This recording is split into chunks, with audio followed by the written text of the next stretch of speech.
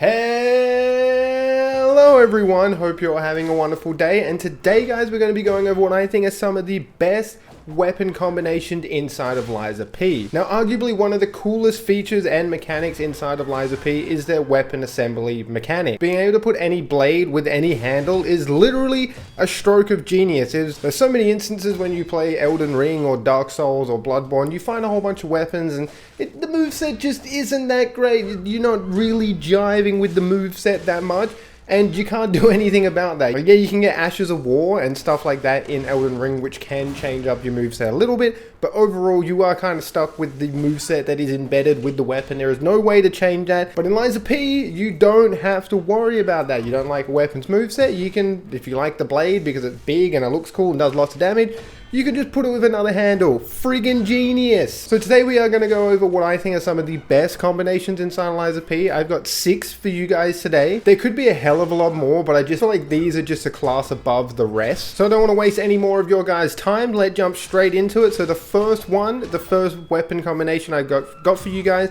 is the bone cutting saw blade with the military shovel handle. So what makes this weapon combination so good? Well, for starters, the saw blade is quite a big blade. It's a big boy, so it already has some decent reach on its own, so you already put this with a longer handle, you're going to get a bit more reach. But the benefit you get from the shovel handle is when you use the Alter Fable Arts, not only does it make the weapon longer, which gives you more reach, which is just fantastic, it also temporarily increases your attack for a short duration. So very nice combination, very nice handle. It's nice having an insane amount of reach when you do use the altar on the Fable Art. Now this works best with quality builds, given that the shovel handle is a C scaling for motivity and a C scaling for technique. The damage is fantastic on the saw blade when it's maxed out to plus 10. You have 304 damage. Does have really good damage reduction while guarding as well at a whopping 70%. So if you're someone that can't perfect guard, guarding is definitely going to be the way to go with the saw blade. Now moving on over to the Fable Arts, guys. I did already touch on the Alter Fable Arts, where you're able to make the weapon longer and you also temporarily increase your attack for a short duration. But the Link Chop isn't anything special. It isn't really anything special. It's pretty underwhelming actually. It's okay. You just get like a slightly quicker overhead chop essentially. So yeah, the Fable Arts on the blade isn't that great, but the Fable Arts on the shovel handle is what makes this weapon just feel so much better, is making it longer and also increasing your attack. Now next up we do have the big pipe wrench head and the exploding pickaxe handle. Now I know a lot of you guys are probably scratching your head right now, like why the hell have you got the exploding pickaxe handle here, Aussie? Why is there no crap police baton? That is the way to go. Why that does do more damage if you do have the crap police baton on. You're able to increase your damage for one attack, and then you do the Fable Art with the big wrench head, and it's like one of the hardest hitting, single hitting moves in the whole entire game. But because you have to waste 4 Fable Arts, you're not going to be able to do that move all the time. It is really nice just go into a boss room and, you know, buff up and then just unload the wrench Fable Art, and you can nearly one-shot most bosses. It's absolutely insane. So again, you're not going to use those Fable Art combos together all the time. It's more of like a one-off thing. So I do feel like the exploding pickaxe handle just fits a bit better with the big wrench. It does have a really nice moveset. With the pickaxe handle, it's quite light as well, so you do attack a bit quicker with this particular handle. So what makes this combination so good? Well, it's just the big pipe wrench head, really. That this thing just hits so hard. It does say it only does 295 damage, but this thing is able to compete with a lot of other really hard hitting weapons. Again, this works with quality build and motivity build. I do have my motivity handle on this wrench head to give me an A scaling. You can get it to a BC, and that works better with quality build. I probably should have that handle like that for a quality build, but I've just forgotten to do that, so whatever. The wrench head also has fantastic damage reduction while guarding at a whopping 73%, so again, you can just cheese a lot of content by just guarding through a lot of the enemy's attacks. And then moving on over to the Fable Arts, guys, we do have Patent Smash. Now this is the Fable Arts that does an insane amount of damage. It reminds me of the big greatsword from Monster Hunter, if you guys ever played that. You do like a big 3 charge up thing, and you do like a massive fucking slam down. It's one of the hardest hitting weapons in the game, and it's funny that the wrench is also one of the hardest hitting weapons in the game because of that exact same move. So you know the devs are definitely gamers. And the other one is just conserve energy. This is just going to decrease your stamina consumption temporarily. This is just nice, so you can just use it to like do more burst damage, I suppose. You don't have to worry about your stamina taking forever to recharge again. If you put the stamina recharging amulet and you use conserve energy, it goes up so freaking quick. you're never ever going to have a stamina issue again. Now up next we do have the Tyrant Murder Dagger Blade and the City Long Spear Handle.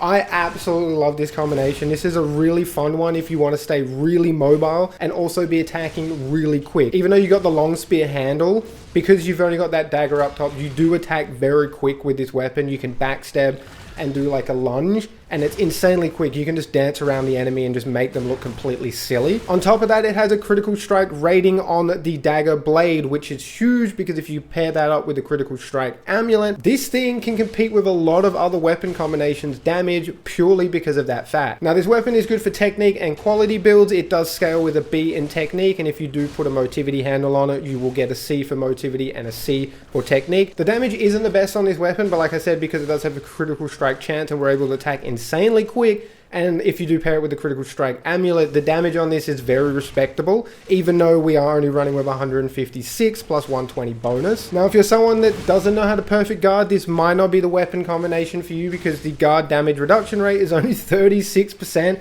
So yeah, if you're just going to try and guard through a lot of attacks, you're probably going to run out of health, and if you do get hit once, you're just going to die. So this is definitely for those people that like to perfect guard or know how to perfect guard comfortably. Now the Fable Arts for this weapon are pretty self-explanatory. This weapon is just going to buff itself up. We have grind on the dagger, which is going to give you more critical strike rate. I would like to think, because the base critical strike rate in this game is 30%, that when you use grind and also the critical strike grindstone, it's going to increase your critical strike rate by an additional 30%. So grind does increase your critical strike rate, I think by 30%. I would like anyone to correct me if I am wrong. And then concentrate with the long spear handle is just going to boost your attack temporarily as well. So very nice that you can boost your attack and you can also boost your critical strike rate, which goes hand in hand with just letting you do a hell of a lot more damage. Huge. But don't be fooled by how bad this weapon combination looks on paper. When you start building into it, it actually does some really decent damage, and I highly recommend you guys try this one out. Alright, next up, got an advanced weapon for some of you advanced enjoyers out there, and that is the Black Steel Cutter Blade and the Acidic Great Curved Sword handle. Man, that is actually a mouthful. I don't think I've ever said that out loud before. Now this weapon is really fun to use. You're able just to apply burn or fire status effect on the enemies really easily, since you do fight against a lot of the carcass type enemies. Fire is probably one of the strongest status effects in the entire game. And because it does use an element, it means you're able to use some of the other grindstones. Obviously, you can't use the elemental grindstones, but you can use the special grindstones, and there's some really cool ones that you can use that just makes this weapon feel that much better. Now the scaling for this weapon is really weird. It's D for motivity, C for technique, and A for advanced. I have put an advanced crank on this weapon, take it from a B advanced to an A. Now it doesn't look like we're doing a lot of damage, but when you add the physical attack with the fire attack, we're actually doing 260 damage plus 156, so that's pretty respectable, and then you're able to apply status effect pretty consistently as well. The damage reduction rate while guarding with this weapon is fairly decent at 58.67%, so you can get away with guarding with this weapon if you're not someone that can perfect guard. Now for the Fable Arts of this weapon, we do have Storm Slash. This is a pretty interesting Fable Arts. It is kind of fun to use because it almost guarantees that you're going to apply status effect on the target. All this is you kind of just do like a massive flurry of slashes in front of you, and you just do like one big finishing slash. And like I said, you're pretty much guaranteed to put status effect on the target with this Fable Art. It's okay. It's pretty costly for what it is, but it is still fun to use. And the really good one is on the Acidic Sword handle, and that is Absolute Defense. So when you do use this Fable Art, you probably get a 2 to a 2 second window of when you're guarding, you will just perfect guard that attack. You can do this on normal attack, you can do this on red charge attack. Anything that hits you while you have absolute defense up for that 1-2 second window will be perfect guarded. So this is very nice if you just are in a bad spot and you can't dodge the red charge attack. You can just whip out absolute defense and you will perfect guard it. It is very handy Fable Arts to have on the handle. Pretty much all the advanced weapons in this game are good for different scenarios. I just picked the fire one again as well because you fight more carcass enemies and they are weak to fire. Now up next, and arguably one of my favorite weapon combinations in the whole entire game, is the Live Puppets Axe Blade and the Dancer's Curved Sword handle. Now the Dancer's Curved Sword handle is crack. This sword handle is going to be the best sword handle in the game. You can basically turn any slow weapon into an absolute powerhouse because of the charge attack that this handle does bring with it. You could basically nearly put this on anything and it's going to work. The Dancer's Curve sword handle, arguably best handle in the game, but I love it. Absolutely love it with the Lithe Puppet Axe Blade. It shouldn't be allowed in this game. It's too filthy. I kind of already explained why this weapon is so good. It is that charge attack. The charge attack with this weapon is goated. It is so much fun to use. It covers so much ground. You can put it on a heavy ass blade and it doesn't even feel like you're using a heavy ass blade anymore. Now the Puppet's Axe Blade is one of the strongest hitting weapons in the game with a whopping 348 damage plus 318 bonus damage. Again, remember that is heavily inflated because I have played through this game 4 times. I've nearly maxed out all my stats. The damage reduction rate while guarding with this weapon is some of the best in the game, also at 77.56%.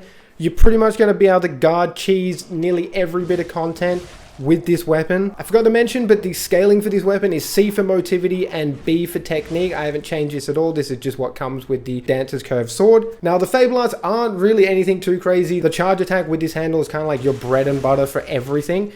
But Killer Attack is kind of pointless. I absolutely hate this Fable Art on the Puppet's Axe Blade.